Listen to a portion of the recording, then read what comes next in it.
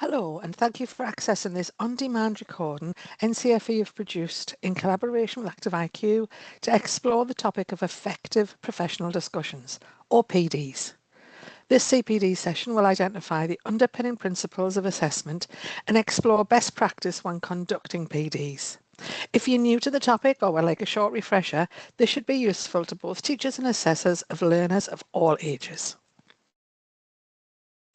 On the screen now, you'll see the learning outcomes for the session, and I'm going to be asking questions during this session to make it less passive and more interactive.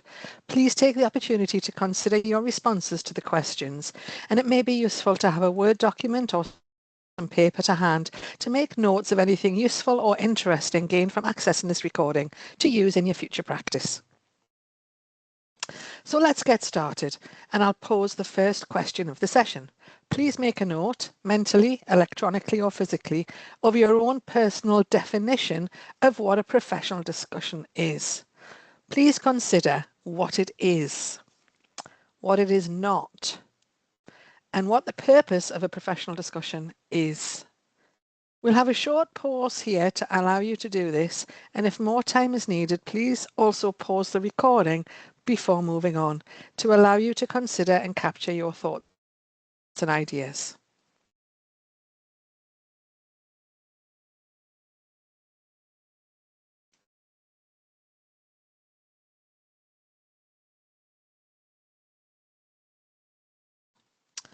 Many thanks for doing that. We'll now explore our answers to the questions I just posed. Please take a note of anything we include which you hadn't thought of yet. So a definition can be seen on the screen now. This is AI generated, and I'll pause just for another second for you to read it through.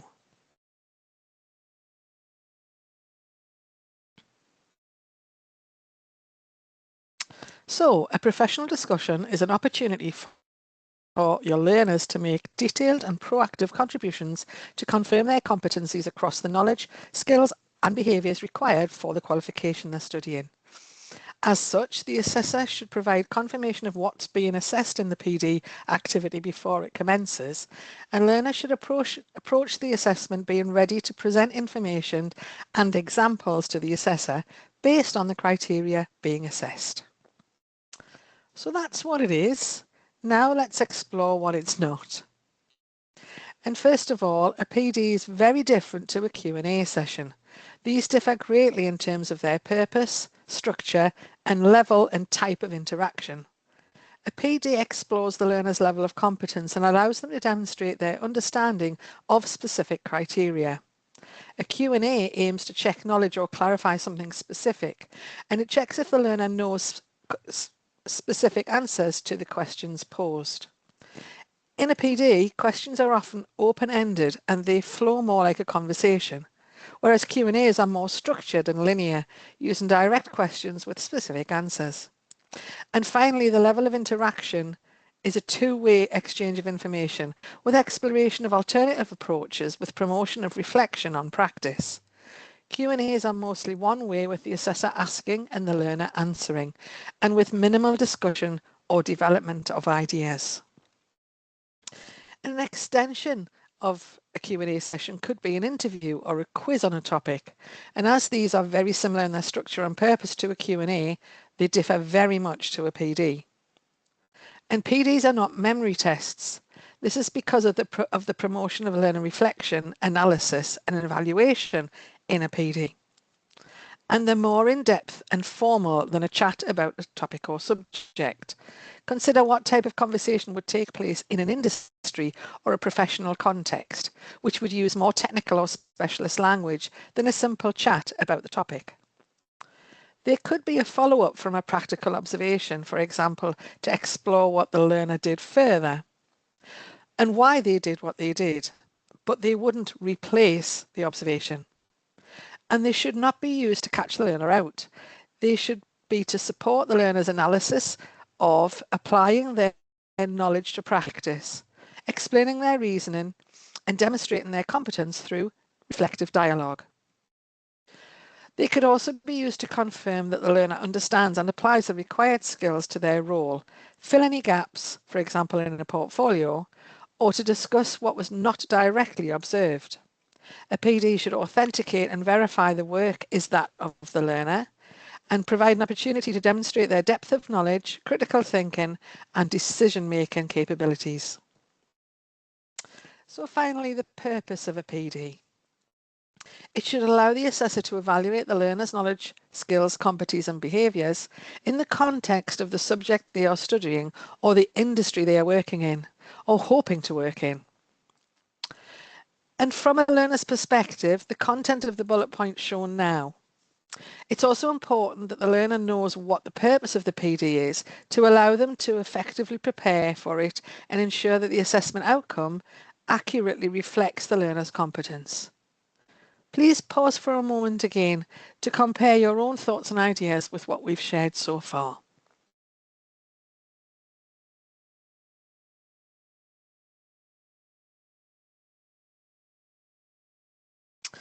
We'll now move on to exploring the principles which underpin professional discussions. I'm going to start by asking you to make a note of which assessment principles apply to PDs. I'll pause again here to allow you to capture your ideas and then ask you to compare the notes and ideas you have to our suggestions.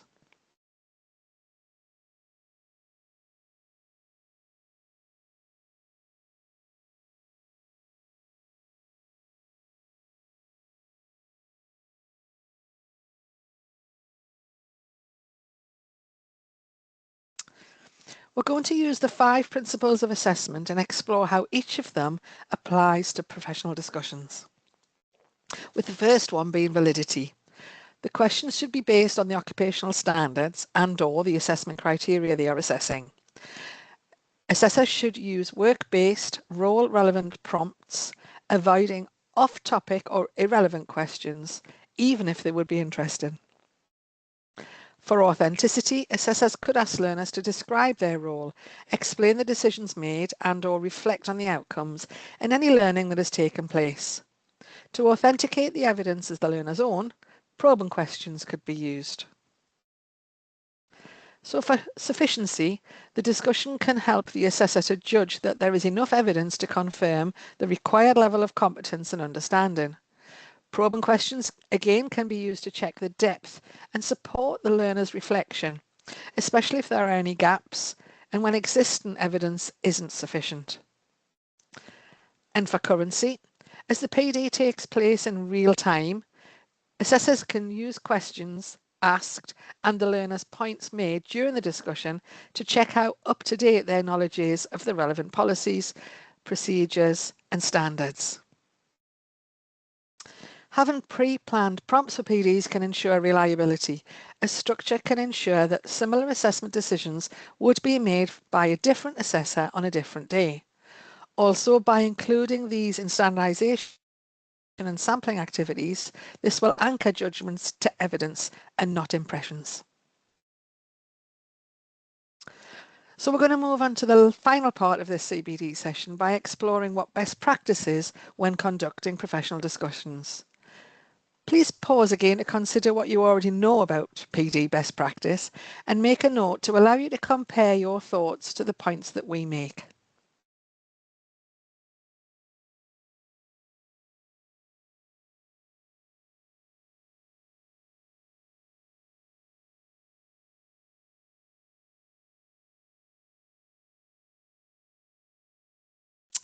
Okay, let's explore our best practice tips.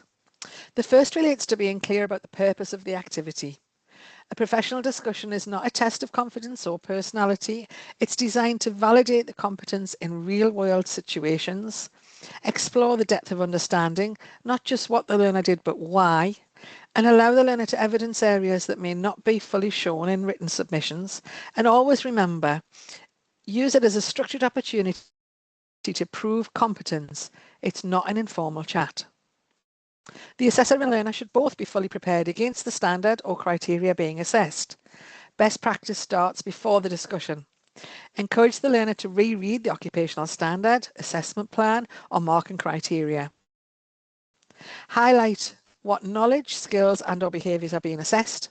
Encourage the learner to map real examples to each requirement using their own workplace or technical evidence, not hypothetical scenarios. Maintaining integrity. Links back to the theory which underpins the assessment, including validity. It assesses only what the standard or criteria requires. Reliability. They would reach the same judgment if the PD was repeated. And sufficiency. It gathers enough evidence for a confident decision. We'll also bring in fairness here too. Ensure that it provides all learners equal opportunity. Being thoroughly familiar with the assessment criteria. Before the assessment, best practice is to fully understand the occupational standard or assessment plan, know which knowledge, skills or behaviours can be assessed via the PD and which cannot be assessed this way, and understanding the required grading descriptors, for example, pass, merit, distinction, competent, not yet competent. And also remember, assessors should never improvise questions that go beyond or outside the standard. Planning structured, mapped questions, and PDs should be planned, not informal. So best practice includes preparing a question bank mapped directly to the assessment criteria, sequencing the questions logically, allowing flexibility for follow-up or probing. Questions should elicit evidence of competence, encourage reflection and allow the learners to explain their decision-making and professional judgments, and be supportive but not leading the catalogue candidate to the right answer. And avoid direct yes or no questions, teaching or prompting, and sharing examples that provide answers. So creating the right conditions for the learner, assessors should explain the purpose and structure of the discussion carefully, clearly, confirm the duration of the PD and any recording arrangements or confidentiality expectations. Use a professional but supportive tone as learners demonstrate better evidence when they feel psychologically safe and understood. And the next point relates to how to use probing questions effectively, but not coaching the learner. Good assessors probe without guiding, and some examples of effective probing include: what influenced your decision in that situation?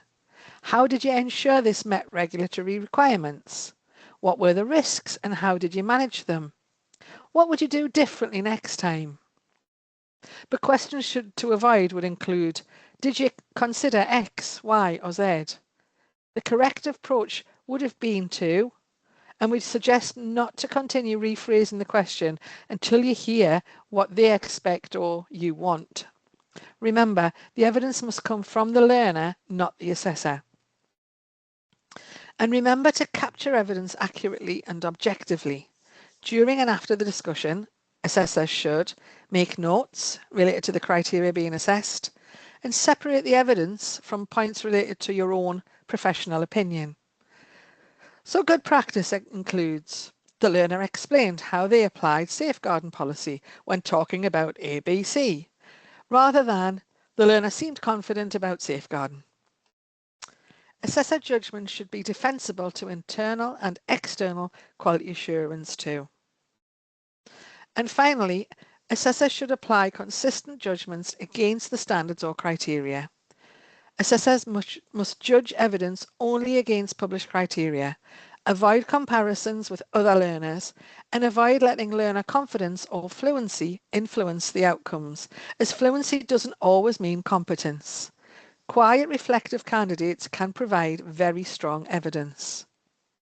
Please take a moment to review what we've said in relation to your own examples of best practice.